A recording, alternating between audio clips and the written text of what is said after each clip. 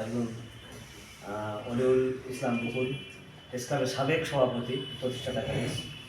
এখানে উপস্থিত আছেন মুক্তিযুদ্ধ সংসদের কমান্ডার এবং মহাসন সাংবাদিক ফোরামের ভারপ্রাপ্ত সভাপতি শ্রদ্ধাভাজন আমার অভিভাবক এস.এম. সিরাজুল ইসলাম সহ আমার সহকর্মী বন্ধুরা। আপনারা জানেন সাংবাদিকতা একটি চ্যালেঞ্জিং পেশা। এই পেশায় মানে আমি এইটাকে মানে মানে এক্সাম্পল হিসেবে বলি যে পেশায় কাজ করতে হলে ওঝা যেমন সাপের বিষ ঝাড়ে তাবিজ বেঁধে রাখে, মানে তাবিজ যদি এদিক ওদিক হয়ে যায় যে কোনো মুহূর্তে বিষ ঝাড়তে গিয়ে সাপের বিষ লাগে মানে ধ্বংসনে সেও মারা যেতে পারে, এরকম পর্যায়ে আর কি। আরও বলি যে 33,000 ভোল্টেজের উপর দাঁড়িয়ে সাংবাদিকতা করতে হয়। আপনি যদি একটু ভুল করেন আপনি কিন্তু শেষ, মানে এরকম অবস্থানে মানে চ্যালেঞ্জিং জায়গায় আমরা সাংবাদিকতা করি। সাংবাদিকতা সংবাদপত্র এবং মানে সাংবাদিকদের মালিকানার যে বিষয়গুলো আছে আপনারা জানেন যে অনেকেই বললেন যে ওয়েস বুট সাংবাদিকতা। কালকে আবু জাফর ভাইয়ের সাথে কথা বলতে বলতে ভাই একটা প্রশ্ন করে বসেছিল আমার যে ভাই সাংবাদিকতা এবং রাজনীতি দুটা করা যাবে কিনা। আমি সেই সময় হয়তো ওইভাবে বলিনি, আজকে একটু ব্যাখ্যা করবো সবার সামনে। মানে সাংবাদিকতা করে কারা, সংবাদপত্রের মালিক কারা, এই হিসাবটা কিন্তু আমরা একদম ভালো মানে বুঝি না, বা সাধারণ মানুষও বোঝে না। সংবাদপত্র মালিক কিন্তু এরা সিন্ডিকেটের হাতে জিম্মি, যারা কালো টাকার মালিক, যারা অবৈধভাবে মানে সম্পদ গড়েছে এই দেশে, তারাই কিন্তু গণমাধ্যমের মালিক, বড় বড় গণমাধ্যম তাদের হাতে। সেই পত্রিকাগুলো সাংবাদিক কিন্তু কালো টাকার মালিক নয়।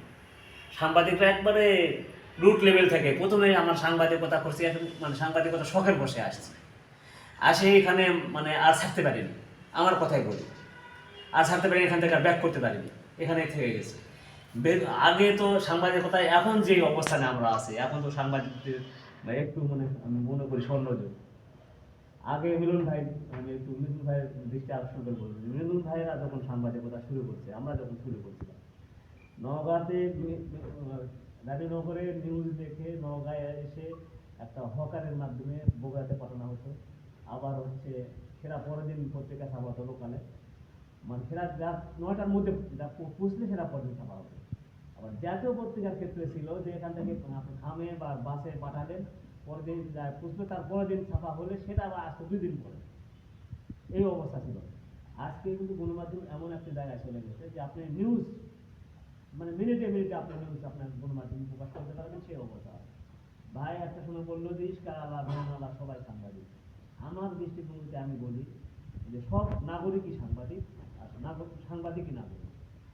মানে উন্মুক্ত গণমাধ্যমের কথা যেটা বলছি, যে আমরা উন্মুক্ত গণমাধ্যম চাই, বা গণমাধ্যম পক্ষ যে কথা বলছি উন্মুক্ত গণমাধ্যম জিম্মি দশা থেকে কিন্তু আমরা বের হচ্ছি। যেহেতু বের হচ্ছি, একটা পরিবর্তন যখন গণমাধ্যমে হচ্ছে, গণমাধ্যমের পরিবর্তন হলে পরিবর্তনের যন্ত্রণা কিন্তু ভোগ করতে হবে। যেটাই পরিবর্তন আপনার সন্তান যখন প্রসব করে, মা কিন্তু যে যন্ত্রণা ভোগ করে, তারপরে কিন্তু ওই বাচ্চা যখন প্রসব হয়ে যায়, ওই বাচ্চার মুখ দিয়ে কিন্তু মা মানে তখন যে প্রশান্তি পায়, যে মানে আনন্দ ভোগ করে, সেটা কিন্তু মা আর ছাড়া কেউ জানে না। যাই পরিবর্তনের প্রক্রিয়া চলছে, পরিবর্তন হচ্ছে, গণমাধ্যমের পরিবর্তন হচ্ছে, সেই পরিবর্তনের জায়গায় আমরা অবস্থান করছি। এখন আগামী দিনে সাংবাদিকতা কী হবে, গণমাধ্যম কী হবে, গণমাধ্যমের নীতিমালা কী হবে, এগুলো তো মানে গণমাধ্যমে কারা সাংবাদিকতা করবে, কোন শ্রেণী পেশার মানুষ সাংবাদিকতা করবে, কীভাবে করবে। এখন সাংবাদিক শিক্ষক, সাংবাদিক রাজনীতিক সব কিছু একবারে মেজে গোবর অবস্থা হয়ে আছে। আরেকটা বিষয়